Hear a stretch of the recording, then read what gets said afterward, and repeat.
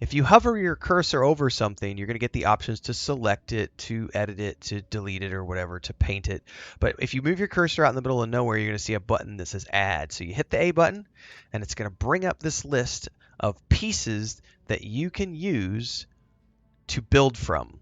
So you have gear, grav drives, habitats, reactors, shields, structural equipment, weapons, the bays themselves, the cargo bays, the cockpits, the different types of dockers, the different types of engines, and fuel tanks.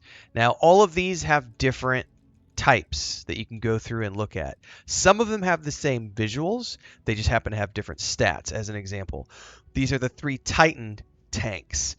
Each one has a slightly greater cost and a greater fuel jump category. So it's essentially how far can you jump? How big is the gas tank here?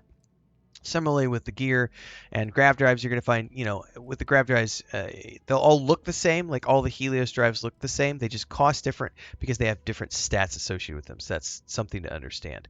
And remember, some of these things you cannot flip around. So you're only going to be able to, they'll only mount certain ways. So here's a good example. We have certain gear. Like this specifically says pinpoint landing gear, port or 4. And then they've got different variants if we go left and right on the thumb pad.